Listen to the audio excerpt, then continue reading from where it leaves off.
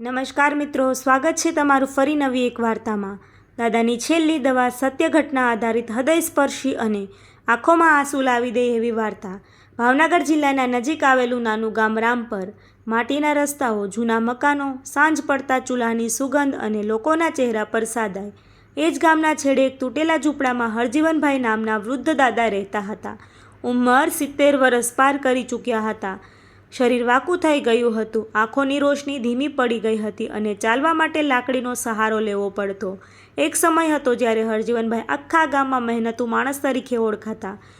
યુવાનીમાં મજૂરી કરી, ખેતી કરી, પોતાના બાળકોને ભણાવ્યા, ઘરની જરૂરિયાતો પૂરી કરી અને ક્યારેય પોતાના માટે કંઈ માંગ્યું નહીં। તેમણે 3 દીકરા અને 1 દીકરી હતી। બાળકો નાના હતા ત્યારે હરજીવનભાઈ પોતે ભૂખ્યા રહી તેમને દૂધ પીવડાવતા, વરસાદમાં છત્રી વગર કામે જતા, પણ બાળકો ભીના ન થાય તે માટે જૂની ચાદર ઢાંકી શાળાએ મોકલતા। દીકરીને સારા ઘરમાં પરણાવી, દીકરાઓને કામ ધંધે ઊભા કર્યા। ગામના લોકો કહેતા હરજીવનભાઈએ જીવન સંતાનો માટે વેરી દીધું, પરંતુ સમય બદલાતો ગયો। 3 દીકરા મોટા થયા, લગ્ન થયા અને પોતાના ઘરમાં વ્યસ્ત થઈ ગયા।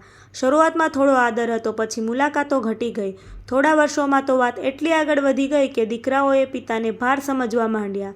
અમને પોતાનું ઘર ચલાવવું મુશ્કેલ છે, દવા ખર્ચ બહુ થાય છે, તમે નાના ભાઈ પાસે રહો, આવા બહાના રોજ સાંભળવા મળતા। અંતે હરજીવનભાઈએ ગામના છેડે પડેલા જૂના ઝૂંપડામાં રહેવા મોકલી દેવામાં આવ્યા।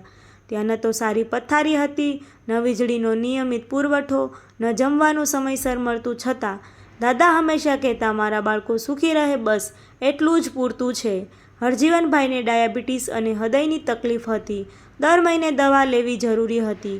ગામના ડૉક્ટરે કહ્યું હતું, દાદા દવા બંધ ન કરશો નહીં તો હાલત બગડી જશે, પરંતુ દવા લેવા પૈસા ક્યાંથી આવે?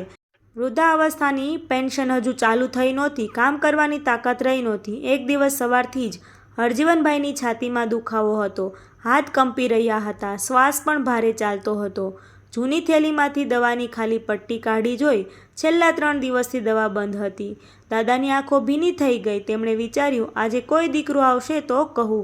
સાંજે મોટો દીકરો મનસુખ બાઇક પર ગામમાં આવ્યો। દાદાએ ધીમા અવાજે કહ્યું, બેટા દવા ખતમ થઈ ગઈ છે, થોડા પૈસા હોય તો? મનસુખે ઘડિયાળ જોઈ અને બોલ્યો, હવે મને મોડું થાય છે, કાલે જોઈશું, અને પાછો ચાલી ગયો। દાદા દરવાજા પાસે જ ઊભા રહ્યા। બાઇકનો અવાજ દૂર સુધી ગયો, પણ દાદાની આશા એ જ દરવાજા પાસે તૂટી પડી। બીજા દિવસે મધ્યમ દીકરો આવ્યો। દાદાએ ફરી વાત કરી। તે બોલ્યો, મારા બાળકોની ફી ભરવાની છે, હમણાં શક્ય નથી। ત્રીજા દીકરાએ તો ફોન પણ ઉઠાવ્યો નહીં। દીકરી પોતાના સાસરે ગરીબીમાં જીવતી હતી, તેને બોલાવવા દાદાનું મન જ ન થયું। રાત્રે દાદા પથારી પર પડ્યા હતા, પેટમાં ભૂખ, શરીરમાં કમજોરી અને મનમાં સંતાનોની યાદી। છતના છિદ્રમાંથી ચાંદની અંદર આવતી હતી। દાદા આકાશ તરફ જોઈ ધીમેથી બોલ્યા, હે ભગવાન, મેં શું ઓછું કર્યું હતું? આંખોમાંથી આંસુ વહેતા રહ્યા। એ રાત આખી તેઓ સૂઈ શક્યા નહીં। સવાર પડતા દાદાએ નક્કી કર્યું કે હવે કોઈ પાસે હાથ નહીં ફેલાવું। લાકડી લઈને ધીમે ધીમે ગામના બસ સ્ટેન્ડ પાસે ગયા। ત્યાં લોકો માટે પાણીના મટકા ભરવાનું કામ પૂછ્યું। આ સ્ટોલવાળાએ દયા કરીને કહ્યું, દાદા તમે બેઠા રહો, સાંજે થોડું આપું। દાદાએ આખો દિવસ તડકામાં બેઠા રહી લોકોને પાણી આપ્યું। સાંજે મળ્યા માત્ર 50 રૂપિયા। દાદાએ 50 રૂપિયા હાથમાં લીધા અને આંખો ભીની થઈ ગઈ, કારણ કે દવાની કિંમત હતી 180 રૂપિયા। 50 રૂપિયા ખિસ્સામાં રાખીને હરજીવનભાઈ દવાખાને ગયા। મેડિકલ સ્ટોરવાળાને ધીમેથી કહ્યું, બેટા આટલામાં જેટલી મળે એટલી દવા આપ। દુકાનદાર થોડો કઠોર સ્વભાવનો હતો, બોલ્યો, દાદા આ દવા મોંઘી છે, 50માં શું આવશે? દાદાએ ફોલ્ડેડ હાથ કરીને કહ્યું, દિવસ ચાલે છે એટલી આપ, પછી હું કંઈક ફરીથી કરી લાવીશ। દુકાનમાં ઊભેલા લોકો દાદાને જોતા રહ્યા, પણ કોઈ આગળ આવ્યું નહીં। એ સમયે પાછળ ઊભેલી એક યુવતી બધું સાંભળતી રહી। એ ગામની નવી શિક્ષિકા નિધિબેન હતી। તેણે તરત જ દાદાની આખી દવા ખરીદી લીધી। હરજીવનભાઈ આશ્ચર્યમાં પડી ગયા, આંખોમાંથી આંસુ વહી ગયા। બોલ્યા, બેટા તું કોણ? નિધિબેન હસીને કહ્યું, હું તમારી દીકરી સમજો। એ શબ્દોએ દાદાના હૃદયમાં વર્ષો પછી ગરમી ઉતારી। પોતાના સંતાનો પાસેથી ન મળેલો સહારો એક અજાણી દીકરીએ આપી દીધો। નિધિબેન ત્યાં અટકી નહીં, તેમણે ગામના સરપંચ સાથે વાત કરી, દાદાની પેન્શન પ્રક્રિયા શરૂ કરાવી, ઝૂંપડાનું સમારકામ કરાવ્યું, દરરોજ ટિફિન મોકલવાનું ગોઠવ્યું। થોડા જ દિવસોમાં ગામમાં વાત ફેલાઈ ગઈ કે હરજીવનભાઈને પોતાના સંતાનો નહીં પણ પરાયાએ સહારો આપ્યો। 3 દીકરાઓને શરમ આવવા લાગી। લોકો રસ્તામાં પૂછતા, તમારા પિતાને અજાણ્યા લોકો સંભાળે છે? ગામમાં તેમની ઇજ્જત ઘટવા લાગી. એક સાંજે ત્રણેય દીકરા દાદાના ઝૂંપડામાં આવ્યા. વર્ષો પછી સૌ સાથે બેઠા હતા. મોટો દીકરો ધીમે બોલ્યો, બાપુજી, અમારાથી ભૂલ થઈ ગઈ. બીજાએ કહ્યું, અમે પૈસા પાછળ એટલા દોડ્યા કે તમને ભૂલી ગયા.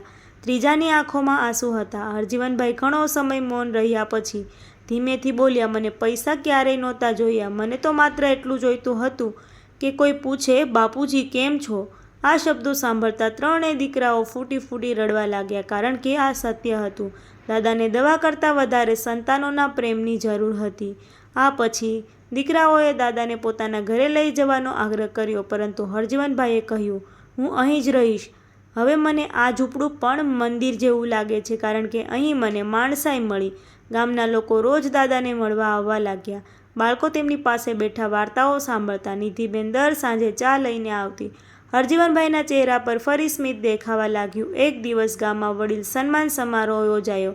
સરપંચે હરજીવનભાઈને મંચ પર બોલાવ્યા. આખું ગામ તાળી વગાડતું ઊભું રહી ગયું. દાદાની આંખોમાંથી આંસુ વહેવા લાગ્યા. તેમણે માઇક પકડીને માત્ર એટલું જ કહ્યું, જે માતા પિતાએ તમને ચાલતા શીખવ્યા હોય તેમને વૃદ્ધાવસ્થામાં એકલા ન છોડતા. વૃદ્ધોને દવા કરતાં વધારે જરૂર હોય છે પોતાના લોકોની વાતોની. હોલમાં બેઠેલા અનેક લોકોની આંખો ભીની થઈ ગઈ.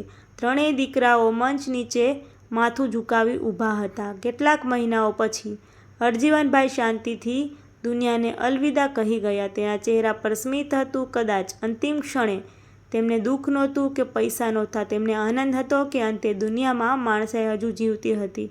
તેમની અંતિમ યાત્રામાં આખું ગામ જોડાયું.